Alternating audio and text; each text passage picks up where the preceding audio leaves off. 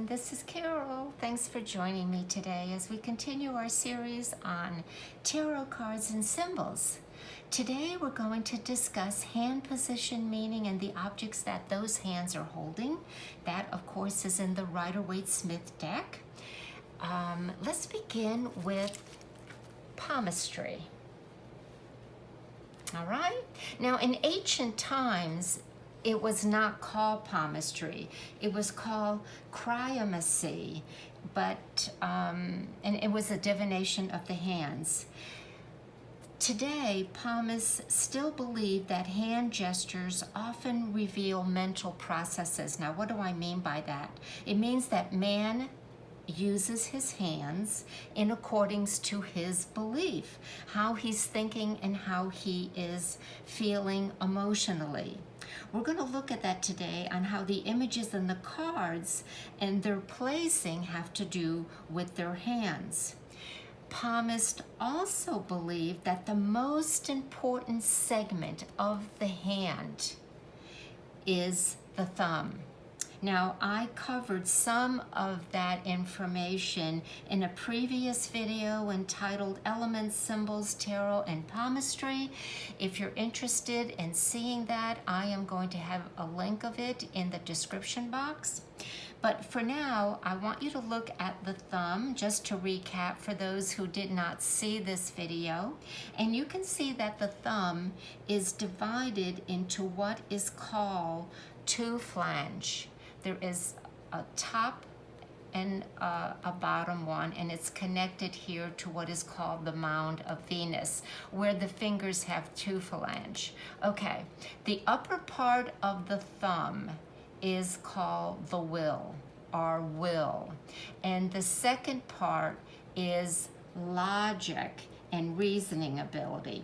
Now, going back to what I said earlier, hand gestures often reveal mental processes. I want you to think of a newborn baby. Their thumb, let me put this down, is always locked in a fist in their hands. And it's believed, and of course all mothers have recognized, that as the child takes his thumb out of the palm of his hands, begins to use it, his will begins to exert itself. We also know that when a child is insecure or vulnerable, most often they're not going to lock it back into the palm of their hands, because now they realize how useful their hands are for walking and grabbing onto things. They're going to put it in their mouth, and they become very, very vulnerable. So the thumb is something that we're going to look at strongly here in the tarot today. Now, the other thing we're going to be looking at, and I'm going to reference this page, is that each of the fingers on the hand has to do with a planet. In fact, the hand has all 7 major planets, the original planets of the zodiac. We start off with Jupiter, the index finger, and we come to the middle finger, Saturn. Apollo is also the sun. The little finger is Mercury. We have Luna, which is the moon, here on the side of the hand. Here is Venus, and across the top is Mars. So there's our 7 original planets. Today we are going to look at the index finger. It's the one that we point to, direct people's attention to, and this finger on the hand represents self-confidence, assertiveness, and also leadership ability. And I wanted you to kind of get a mindset on all this as we begin studying the symbols and the cards today. All right, let's begin. Let me move this to make sure you see this well in the monitor, and you do.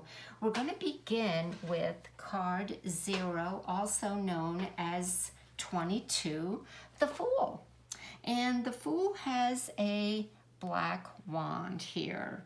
And that is said to be his spirit, his will. And because it is black, it symbolizes a death and rebirth cycle, because we know that the Fool is a new incarnated soul. He comes from zero, no thing.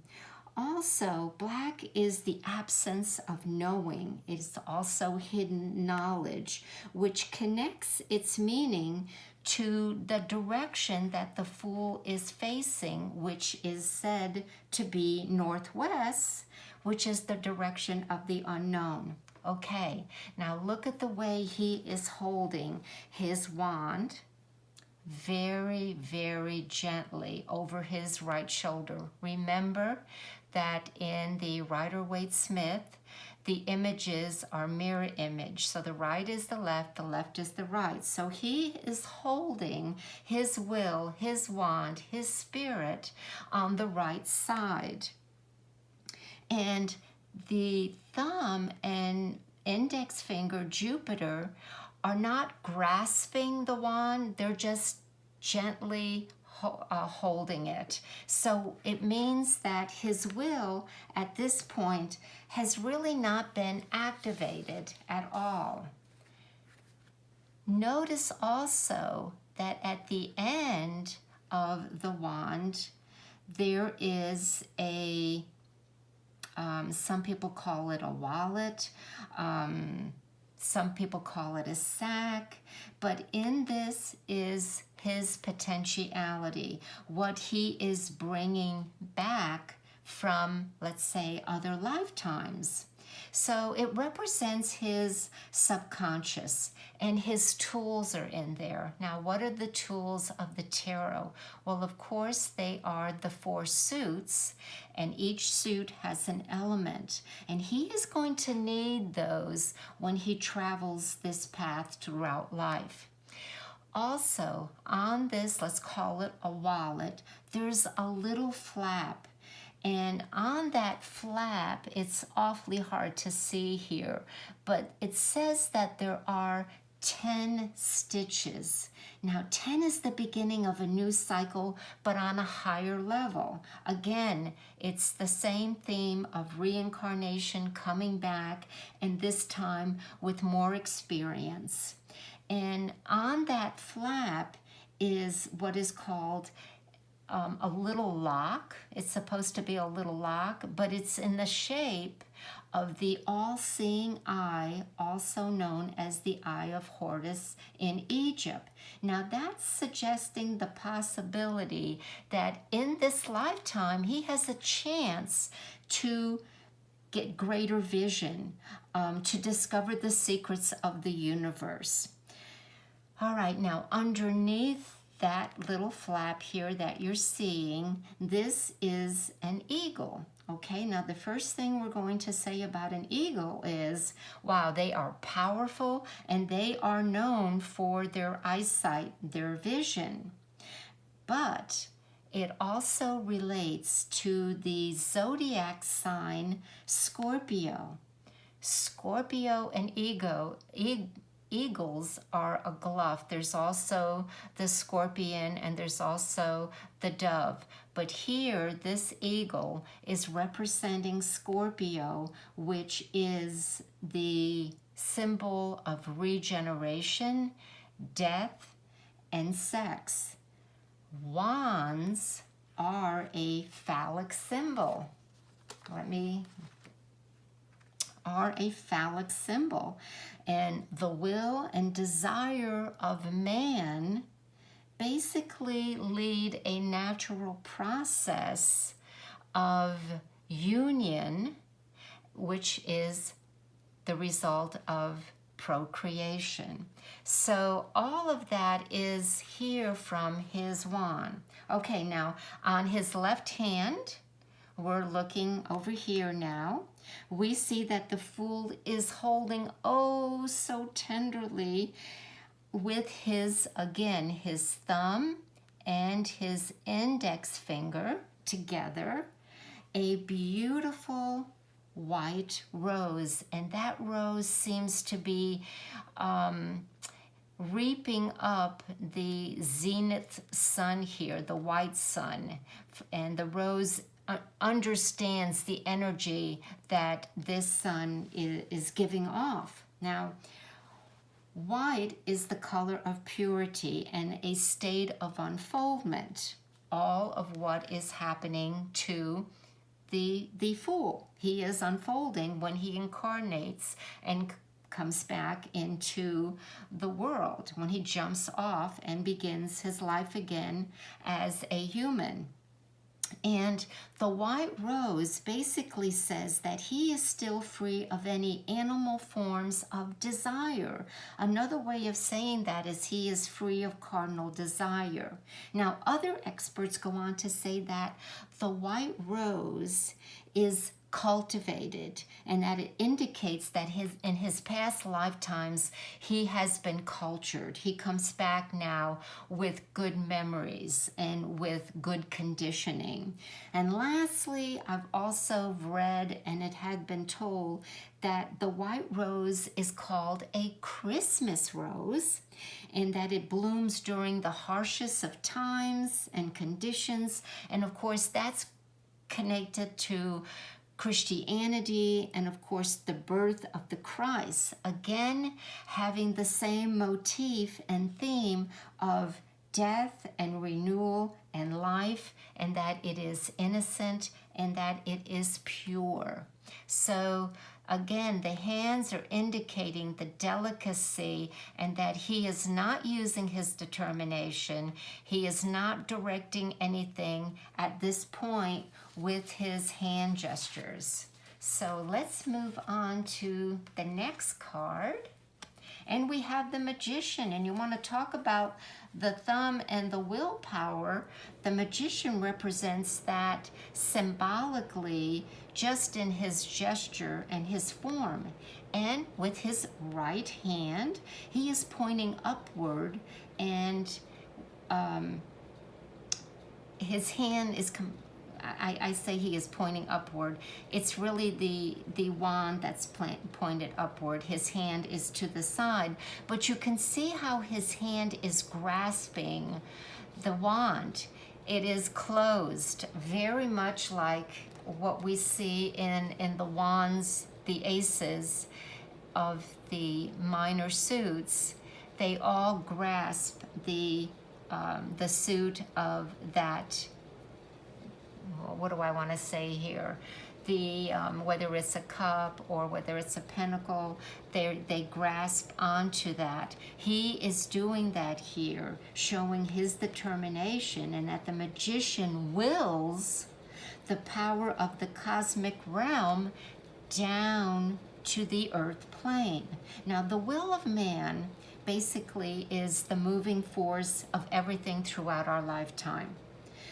It's the will that is behind every decision, and every decision usually entails a choice, and that choice then initiates a behavior. So man's experiences are basically on his will throughout his life, and of course his choices that he makes. And an important aspect to understand about willpower, though, is that it's only temporary, because willpower can't get us what we want. Willpower really dies unless we have the discipline to understand ourselves. And what I mean by that is, once we become disciplined and we become self-aware, then we use willpower along with that discipleship to get us what we want. But just willpower alone, sooner or later, our personality selves, our conscious self, break down. And we know that when we say we're going to start an exercise program, and we're willpower, and then one day we just don't do it anymore. So we have to have an understanding that it takes more than willpower. It takes self-discipline and self-knowledge. All right, now in his active hand, which is always the right side, the magician is holding, like I said earlier, very firmly, this two-pointed white wand. Again, white is representing this time divine will, and it is hollow because it is white, and higher power can come through it at this time. Now the two identical points on this wand stand for two things. It is the Hermetic axiom for that which is below is that which is above, and that which is above is that which is below. But the second thing is it also represents the phallic representation of male, fire, always shown as a triangle above, and then the feminine energy, a triangle facing downward representing water, and that these two polarities, when they join together, the conscious and unconscious, again, we have creation. Okay, so now we look for, well, let's do this. Let's keep this here because we are going to jump right to the world card, okay? Because I want you to keep in mind here this double pole of the wand and how it is the same as we are seeing the double-pointed wand in the world card. Again, one point is male consciousness and the other is female consciousness, but in the world card, she, I say she, we're going to talk about that in a little more. Let's just say the figure has blended the two worlds together. And how do we know that? Is because she is dancing and she is in open space. And I really shouldn't say she, let me just put the right terminology here. She is known as an androgen, okay, which means having both male and female. I say she because of the breast, but again, I don't want to go, I want to continue on this mindset and finish my thought process of why we go from the magician, card number 1, to the world card, number 21, with the same wand, but why they are so different. The process of coming from 1 to 21. Okay, so we know that the magician is on the earth. He is earthbound, and he is willing the cosmic force to come down to earth, and then he manifests here on earth, where here the figure has them balanced, and what that means is they've been blended together. Another indication of that is we have a purple scarf. The color purple is the combination of red and blue. And throughout the tarot, the color red is an indication of male, which it is here in the magician. And the color blue is an indication of the female here, which is the high priestess. So we have conscious and we have the unconscious or the subconscious. And in the high priestess, we also see that the union of male and female can be depicted with the color white or black by the two pillars. So to recap, in the tarot, red is male consciousness, blue is female unconsciousness, as well as the white and the black. Now, the white pillar here is Jacin, Jacin, I believe. and that is the male force. Now here you do not have a mirror image. The right is correct, and the left, which is the female, is the black pillar. And the black pillar is called Bozak, and indicating the feminine. And the high priestess is also in the center, and she's trying to unify the both, and certainly she does, and we don't need to get into that right now. But I bring this up because in the tarot here of the World card, it's not the union or the blending of the red and the blue, but it's the blending of the white and the black. Because if you look closely, this is very white on the left-hand side, which is the right, and this is a little darker. There's some black lines here, and it then indicates that the World card has blended the male and the female together. Now, I wanted to bring this because it's so much easier in the BOTA version of the deck, and that is right here, the World card. Now, the BOTA is the builders of the addendum, and here you can see that there is a spiral, that the energy of the universe has come down where it goes clockwise for involution. This is representing the male. And the spirals go counterclockwise for evolution. And what that means is when we have the blending of these two forces with the one superconsciousness, we basically have nirvana. We have come to understand and united the two with the one, and are integrated, and now the world has become our universe. So I think I'm going to leave it there for now, other than the fact that I probably should talk a little bit here about the hands. You can see that the male, you see the thumb and the palm heading downwards, the more active force heading down, the spirals going clockwise.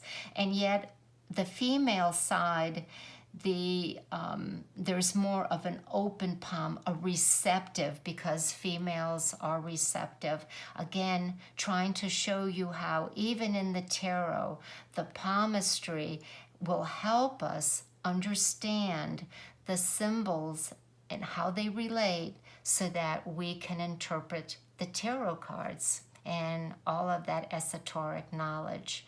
Okay, I'm going to wrap it up there, folks. I hope this was interesting to you. Thanks for joining me today. And as always, take care. We'll talk again soon.